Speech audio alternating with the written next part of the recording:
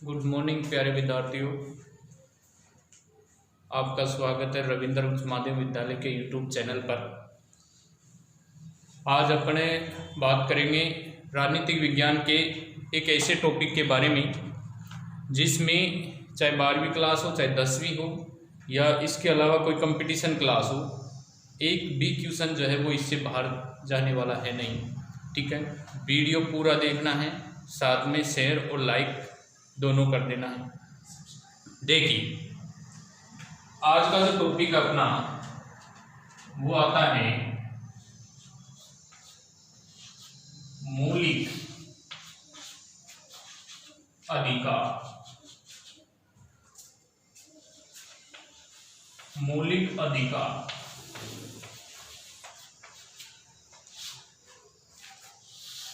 आज का टॉपिक अपना रहेगा मौलिक अधिकार से संबंधित। ठीक है, किससे संबंधित? मौलिक अधिकारों से संबंधित। देखिए, क्वेश्चन कई बार जो है वो बोर्ड के एग्जाम में पूछ लिया जाता है कि मौलिक अधिकार किसे कहते हैं। ठीक है, इसकी परिभाषा ना देके इसका परिचय जो है वो ज्यादातर विद्यार्थी लिख देते हैं। देखिए, मौलिक अधिकार किसे कहते हैं, मौलिक अधिकार कहते किसे, इसकी परिभाषा यदि पूछ ली जाए तो देखिए ध्यानपूर्वक देखेंगे। मौलिक अधिकारों की जो परिभाषा है वो हो जाएगी कि व्यक्ति के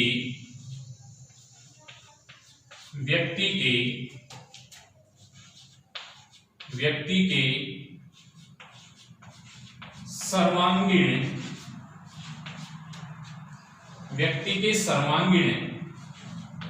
विकास, व्यक्ति के सर्वांगीण विकास। अब व्यक्ति के सर्वांगीण विकास में क्या आ जाएगा? व्यक्ति का शारीरिक विकास आ जाएगा, व्यक्ति का राजनीतिक विकास आ जाएगा, व्यक्ति का नैतिक विकास आ जाएगा, व्यक्ति का मानसिक विकास आ जाएगा। या सर्वांगीण विकास में हो जाएगा व्यक्ति का शारीरिक विकास, मानसिक विकास और नैतिक विकास और राजनीतिक विकास। ठीक है, तो परिभाषा है कि व्यक्ति के सर्वांगीण विकास के लिए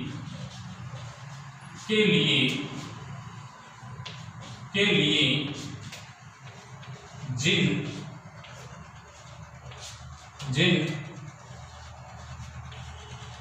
अधिकारों का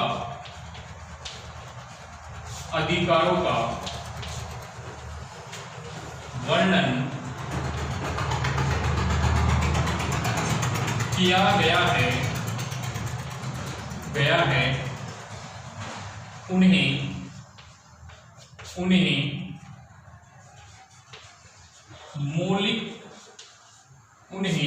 मौलिक अधिकार कहते हैं।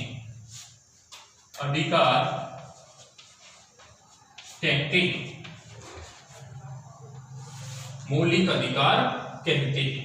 ये मोस्ट इंपोर्टेंट परिभाषा है क्योंकि बोर्ड के एग्जाम में कई बार पूछ ली जाती है कि व्यक्ति के सर्वांगीण विकास के लिए, अर्थात व्यक्ति का सर्वांगीण विकास कैसे?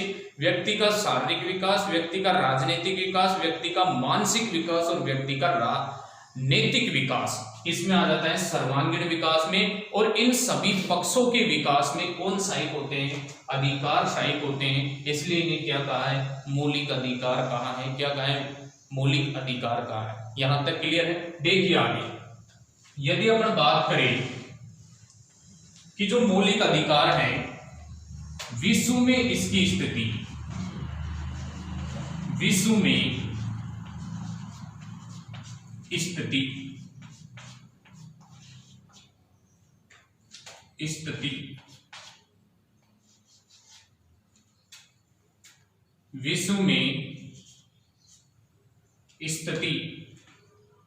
देखिए, विश्व में इसकी स्थिति क्या है? मौलिक अधिकारों की विश्व में स्थिति क्या है? ठीक है, विश्व में मौलिक अधिकारों की स्थिति क्या है, या अपन कह सकते हैं कि विश्व में मौलिक अधिकार जो है वो सर्वप्रथम किस प्रकार से सामने आए हमारे सामने, उसकी बात करें तो देखिए, विश्व में मौलिक अधिकारों की स्थिति में पहला बिंदु हो जाएगा कि विश्व में सर्वप्रथम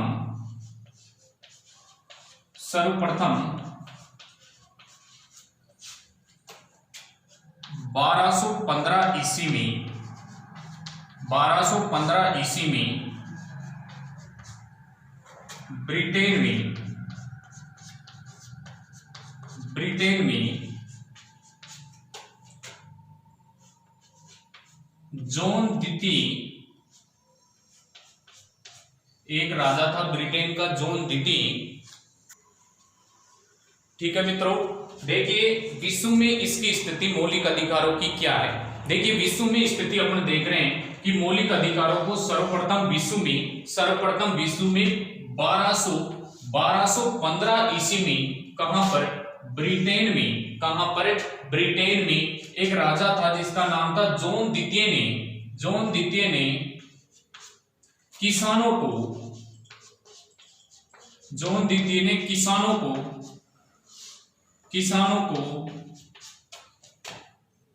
एक अधिकार पत्र के माध्यम से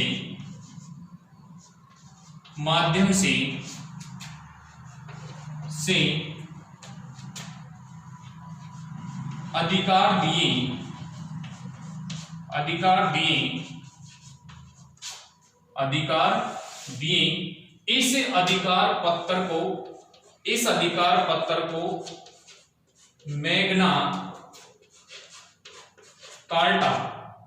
इस अधिकार पत्र को मैग्ना कार्टा कहा जाता था।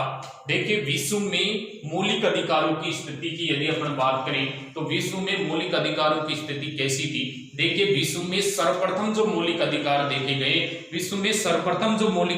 देखे गए वो कहां देखे गए, ब्रिटेन में देखे गए, क्योंकि अधिकार शब्द का पहली बार ब्रिटेन के राजा जॉन ने, क्या नाम था राजा का, राजा जॉन ने वहां के किसानों के लिए एक अधिकार पत्र के द्वारा अधिकार दिए। वो अधिकार पत्र क्या कहलाया, मैग्ना कार्टा कहलाया। तो अपन कह सकते हैं कि विश्व में सर्वप्रथम अधिकार शब्द का प्रयोग या अधिकारों का जो प्रयोग है वो ब्रिटेन में हुआ। कब हुआ, 1215 ईस्वी में।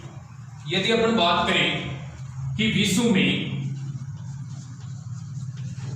में लिखित रूप में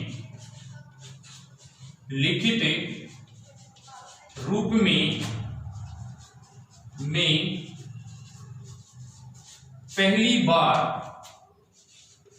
बार जो प्रयोग किया वो अमेरिका में किया।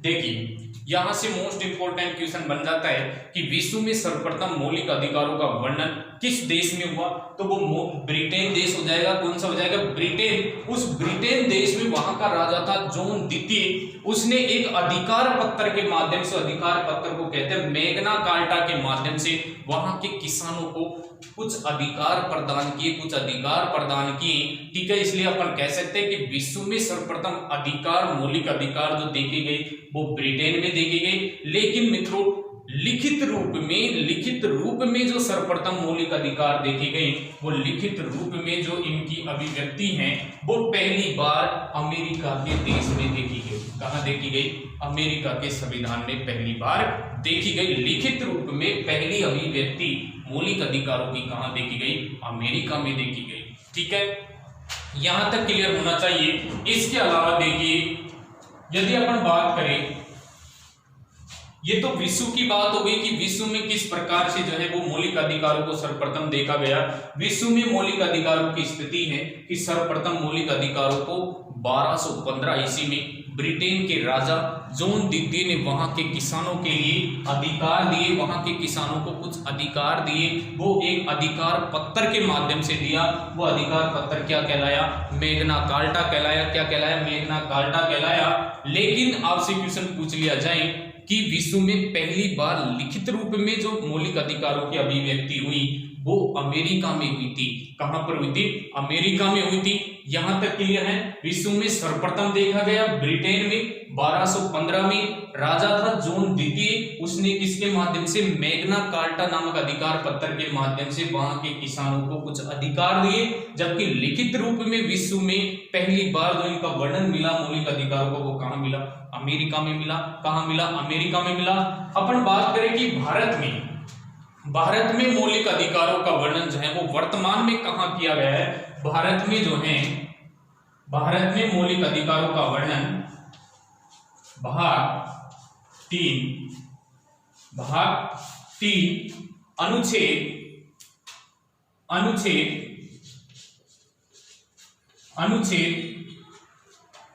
12 से 30 व 32 से 35, 12 से 30 व 32 से 35। देखिए मित्रों, मैंने यहां से एक अनुच्छेद हटा दिया है, अनुच्छेद 31। क्यों हटा दिया, क्योंकि मूल संविधान में भारत में 7 मौलिक अधिकार थे, लेकिन वर्तमान में जो है वो 6 मौलिक अधिकार है, क्योंकि एक मौलिक अधिकार संपत्ति का अधिकार यहां से हटाकर जो है एक सामान्य कानून बना दिया और अनुच्छेद 300 क में उसे रख दिया। ठीक है, इसलिए अपन कहेंगे अनुच्छेद 12 से 30 और 32 से 35 में जो है किसका वर्णन है, हमारे संविधान में मौलिक अधिकारों का वर्णन है। कौन से भाग में, भाग नंबर 3 में। कौन से भाग में है, भाग नंबर 3 में। विश्व में सर्वप्रथम कहा, ब्रिटेन में राजा जॉन ने वहां के किसानों को मैग्ना कार्टा नामक पत्र के माध्यम से अधिकार दिए। इसलिए अपना जो भाग नंबर 3 है, इस भाग नंबर 3 को संविधान का क्या कहते हैं, संविधान का मैग्ना कार्टा कहा जाता है।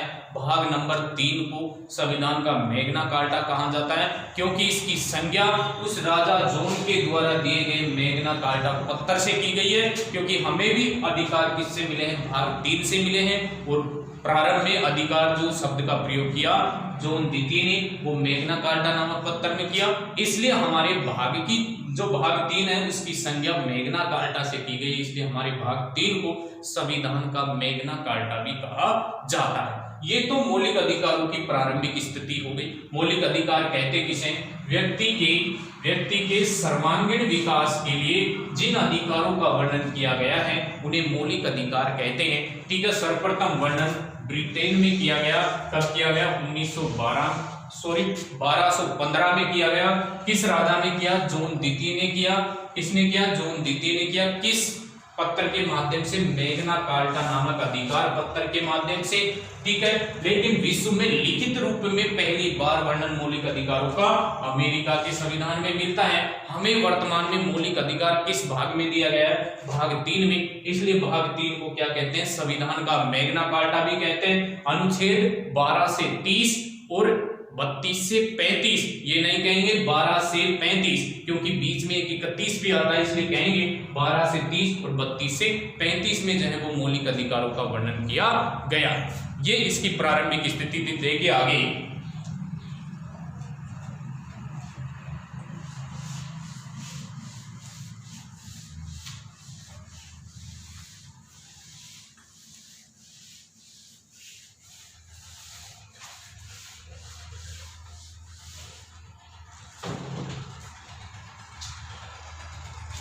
यदि अपन बात करें तो देखिए भारत में इसकी स्थिति कैसी है।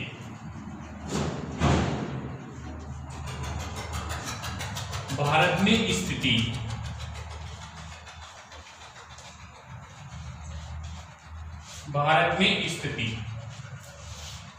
देखिए भारत में स्थिति।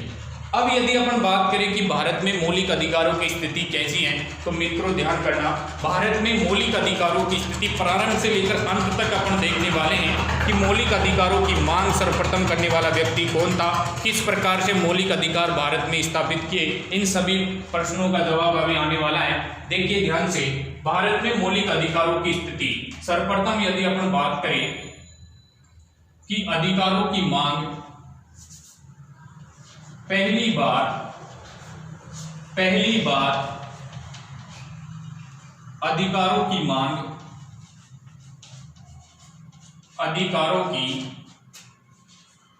मांग,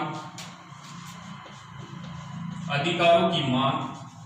भारत में पहली बार अपने मौलिक अधिकारों की, अपने अधिकारों की मांग करने वाला जो व्यक्ति था वो था बाल गंगाधर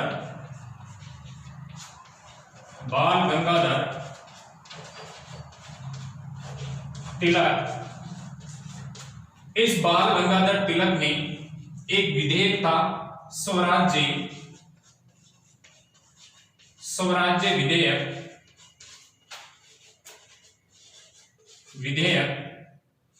1895, स्वराज्य विधेयक 1895। इस स्वराज्य विधेयक 1895 के माध्यम से जो है भारतीयों के लिए अधिकारों की मांग की सर्वप्रथम किसने? बाल गंगाधर तिलक ने। कब? 1895 में। किस विधेयक के माध्यम से? किस विधेयक के? स्वराज्य विधेयक के माध्यम से। बाल गंगाधर तिलक के बाद में अधिकारों की मांग करने वाला जो था, देखिए दूसरी बार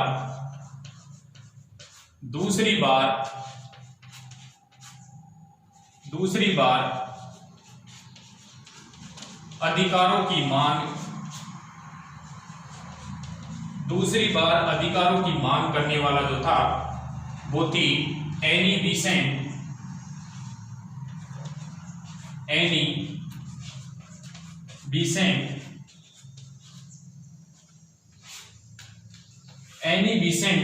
इस एनी बिसेंट ने गृह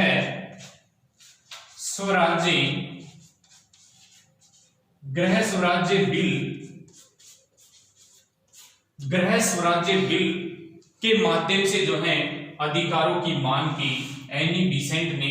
देखिए पहला व्यक्ति पूछे तो बाल गंगाधर तिलक हो जाएगा 1895 में स्वराज्य विधेयक के माध्यम से। दूसरा व्यक्ति की दूसरी बार मौलिक अधिकारों की मांग करने वाला कौन था? वो था एनी बिसेंट। कौन थी? एनी बिसेंट, जिसने किस विधेयक के माध्यम से? गृह स्वराज्य बिल के माध्यम से जो है वो अधिकारों की मांग की। देखिए इसके अलावा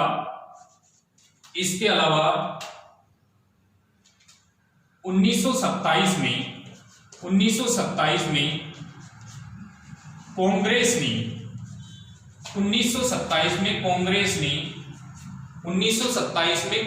ने एक अधिवेशन था जिसे कहते हैं मद्रास अधिवेशन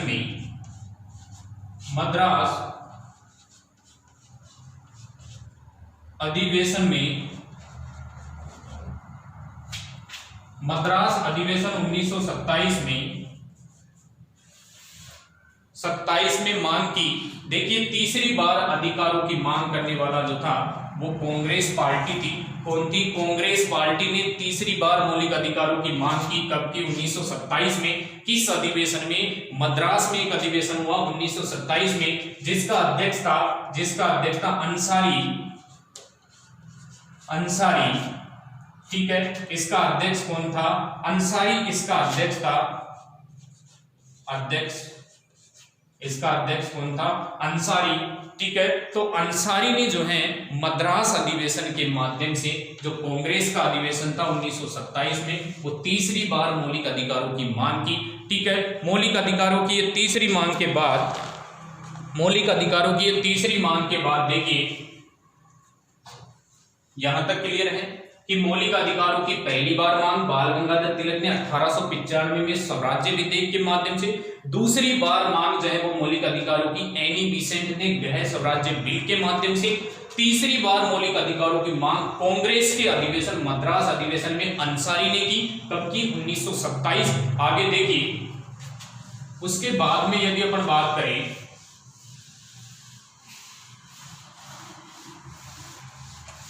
देखिए उसके बाद में यदि आगे अपन बात करें तो 1928 में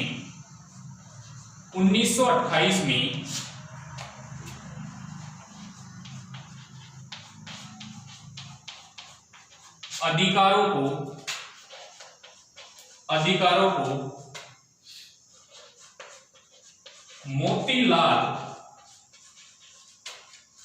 मोतीलाल नेहरू ने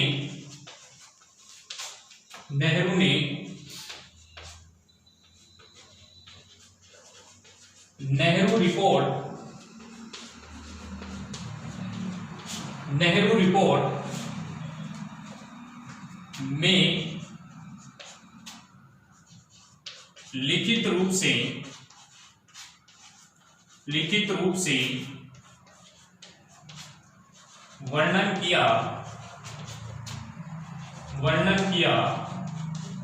देखिए 1927 में कांग्रेस ने मद्रास अधिवेशन में, कौन से अधिवेशन में, मद्रास अधिवेशन में जो है मौलिक अधिकारों की मांग की। उसके बाद में 1928 में एक समिति बिठाई गई थी, बॉम्बे कमेटी, ठीक है, बॉम्बे कमेटी के नाम से उस समिति का नाम था।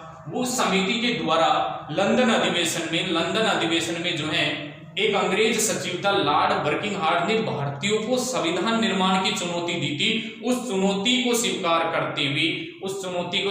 करते हुए मोतीलाल नेहरू की अध्यक्षता में, पंडित जवाहरलाल नेहरू उसका सचिव था, ठीक है, उस कमेटी का बॉम्बे कमेटी के नाम से थी। उस कमेटी ने एक रिपोर्ट लंदन अधिवेशन में दी। उस रिपोर्ट को नेहरू रिपोर्ट कहा जाता है। और उस नेहरू रिपोर्ट में जो है वो मोतीलाल नेहरू की अध्यक्षता में, ठीक है, मौलिक अधिकारों का लिखित रूप में वर्णन किया गया था। किस रूप में? लिखित रूप में वर्णन किया गया था, ठीक है। तो मौलिक अधिकारों का भारत में लिखित रूप में वर्णन नेहरू रिपोर्ट में मिलता है। किसमें मिलता है? नेहरू रिपोर्ट में मिलता है, ठीक है। इसी नेहरू रिपोर्ट से जो है वो भारतीय संविधान में जो है वो मौलिक अधिकार दिए गए।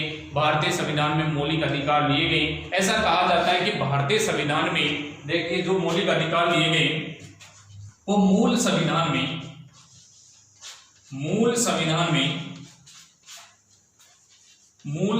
में 7 मौलिक अधिकार थे।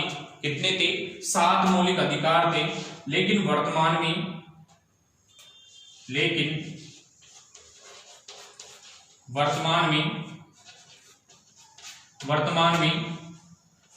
6 मौलिक अधिकार हैं। वर्तमान में कितने? 6 मौलिक अधिकार हैं। यानी एक मौलिक अधिकार जो आता है संपत्ति का अधिकार,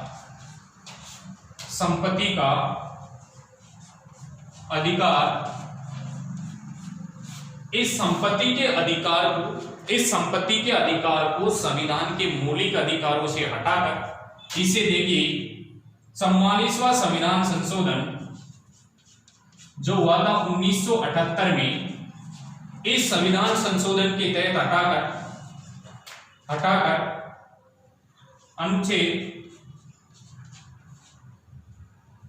19 व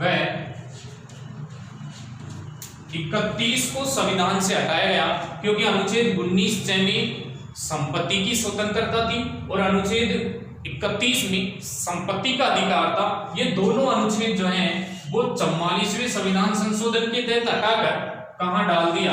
इसे अनुच्छेद 300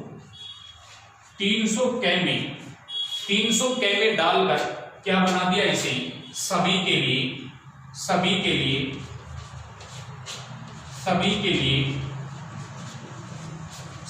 लिए कानून बना दिया। क्या बना दिया? कानून बना दिया। और ये कानून कब लागू हुआ? 1979 में क्या हो गया? लागू हो गया। 1979 में ये लागू हो गया, ठीक है। संपत्ति के अधिकार को 44वें संविधान संशोधन के तहत हटाया। संपत्ति के अधिकार को, क्योंकि मूल संविधान में कितने अधिकार थे? 7 अधिकार थे, लेकिन वर्तमान में कितने रह गए? 6 रह गए, क्योंकि एक मौलिक अधिकार जिसको लेकर जो है वो संविधान में वाद विवाद होता रहता था, उसको जो है वो संपत्ति का अधिकार है। वो कौन सा है? संपत्ति का अधिकार है। उसे संविधान से 44वें संविधान संशोधन के तहत हटाया। आपसे क्वेश्चन पूछ लिया जाए कि संपत्ति के अधिकार को किस संविधान संशोधन के तहत? 44वां संविधान संशोधन 1978 के तहत हटाया। कौन कौन से अनुच्छेद हटाए गए? अनुच्छेद 19 जिसमें संपत्ति की स्वतंत्रता थी, और एक अनुच्छेद 31 जिसमें संपत्ति का अधिकार था। दोनों अनुच्छेदों को हटाकर कहां रख दिए, अनुच्छेद 300 क में रख दिए। कहां रख दिए, 300 क में। और क्या बना दिया, सभी के लिए समान कानून बना दिया। ये कानून कब लागू हुआ, 1979 में लागू हुआ। कब लागू हुआ, 1979 में। जब संपत्ति के अधिकार को हटाया तो इस समय भारत का जो प्रधानमंत्री था, पीएम जो था, वो था दादा भाई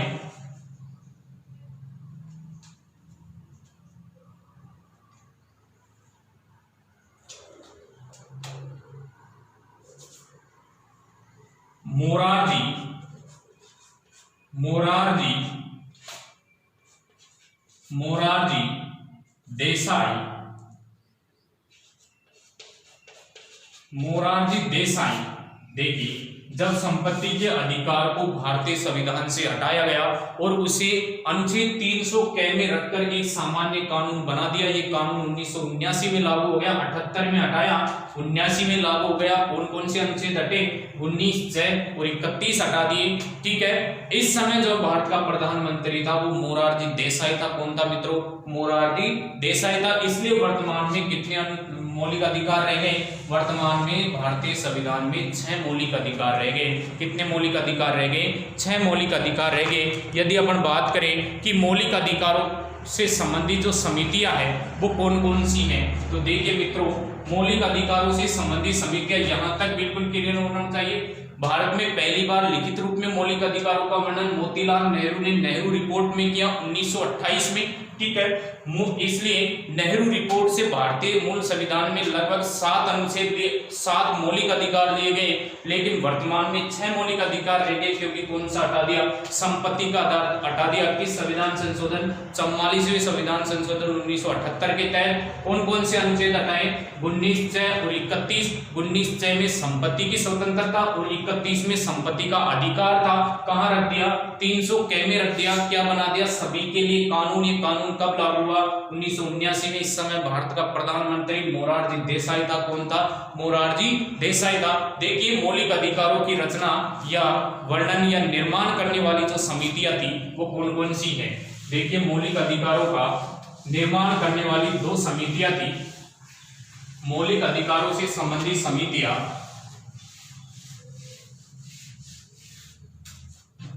मौलिक अधिकारों से इनसे संबंधित समितियां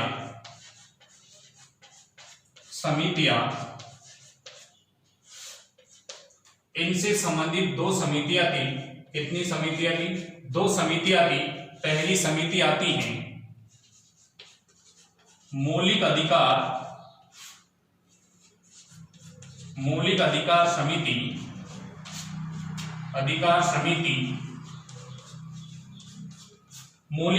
समिति जिसका अध्यक्ष सरदार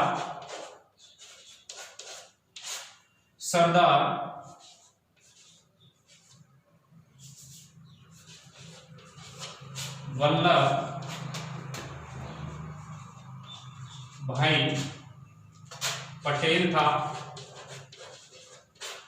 सरदार वल्लभ भाई पटेल जो मौलिक अधिकार समिति थी, इससे संबंधित एक उप समिति भी है। उप समिति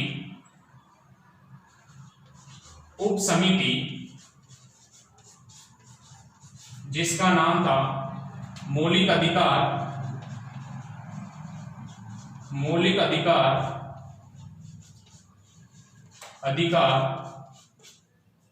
उप समिति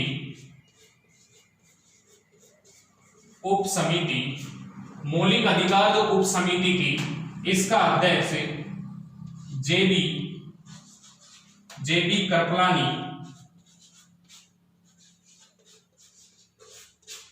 कृपलानी था।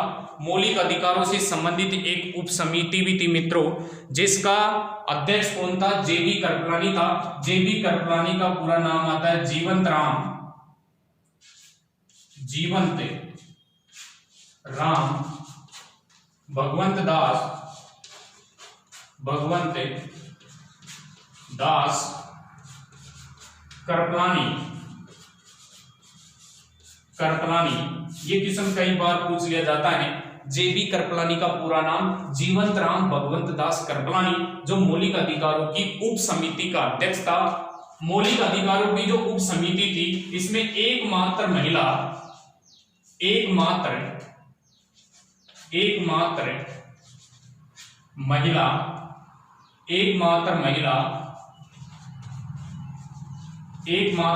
थी, जिसका नाम था अमृता कौर।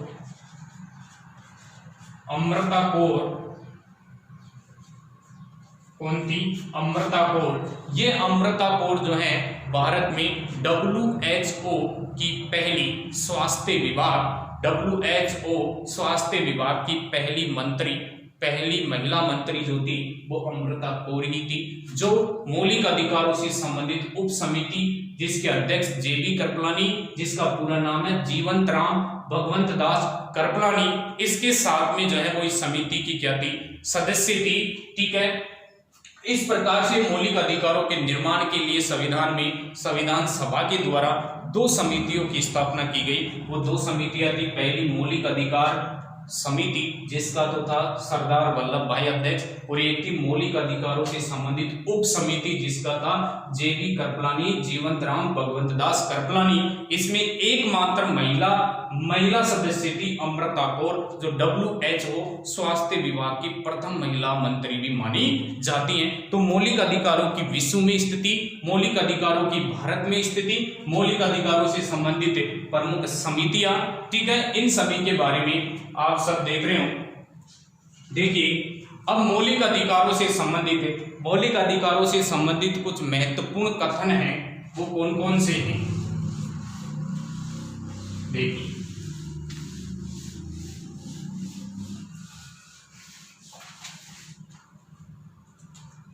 कुछ कथन हैं जैसे संविधान की आत्मा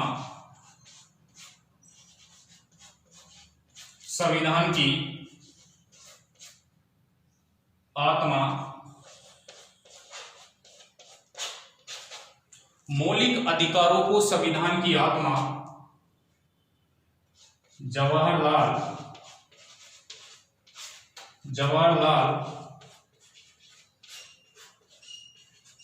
नेहरू ने कहा। मौलिक अधिकारों को संविधान की आत्मा जवाहरलाल नेहरू ने कहा, जबकि अनुच्छेद 32 को आत्मा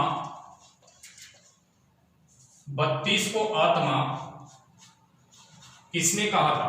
अनुच्छेद 32 को संविधान की आत्मा भीमराव अंबेडकर ने BR अंबेडकर ने कहा था। देखिए मित्रों, मौलिक अधिकारों को तो संविधान की आत्मा कहा था पंडित जवाहरलाल नेहरू ने, कंफ्यूज मत होना। मौलिक अधिकारों को संविधान की आत्मा पंडित जवाहरलाल नेहरू ने, लेकिन अनुच्छेद 32 को संवैधानिक उपचारों का अधिकार, अनुच्छेद 32 को संविधान की आत्मा किसने कहा है? भीमराव अंबेडकर ने कहा है। इसके अलावा देखिए, भाग 3 को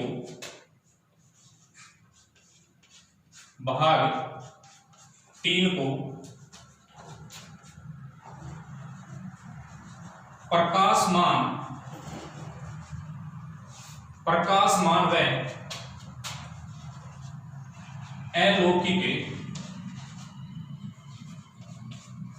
अलौकिकता वाला भाग किसने कहा? देखिए, भाग 3 को प्रकाशमान व अलौकिकता का भाग कहा है किसने? BR अंबेडकर ने। किसने कहा है मित्रों? BR अंबेडकर ने। भाग 3 को संविधान का सर्वाधिक प्रकाशमान, सर्वाधिक अलौकिकता का भाग कहा है। ऐसा क्यों कहा है? क्योंकि भाग 3 पर संविधान सभा में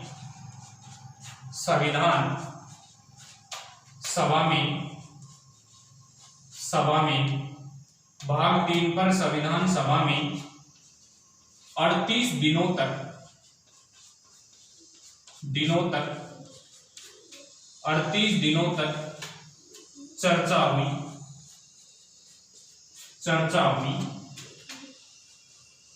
38 दिनों तक क्या हुई थी? चर्चा। भाग 3 को भीमराव अंबेडकर ने सर्वाधिक प्रकाशमान और अलौकिकता का विषय क्यों कहा है? क्योंकि संविधान सभा में भाग 3 पर 38 दिनों तक चर्चा चली थी, इसलिए भीमराव अंबेडकर ने भाग 3 को प्रकाशमान व अलौकिकता का विषय कहा जाता है। भाग 3 को संविधान का मैग्ना कार्टा भी कहा जाता है। संविधान का मैग्ना कार्टा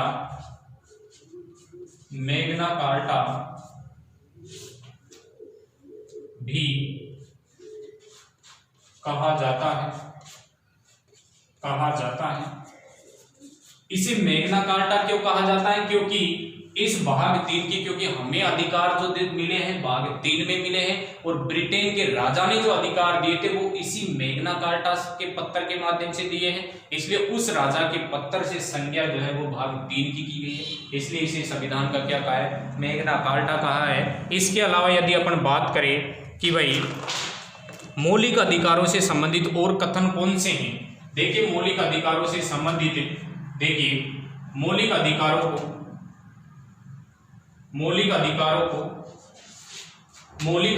को भारतीय लोकतंत्र का आधार स्तंभ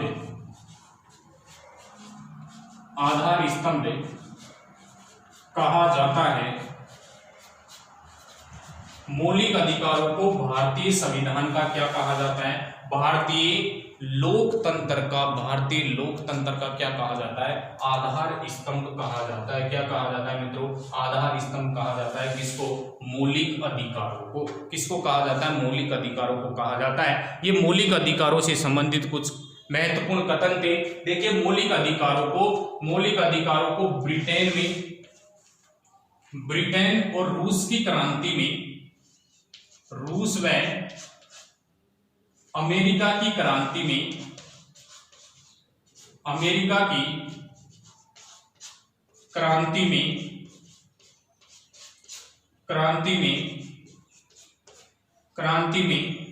बिल ऑफ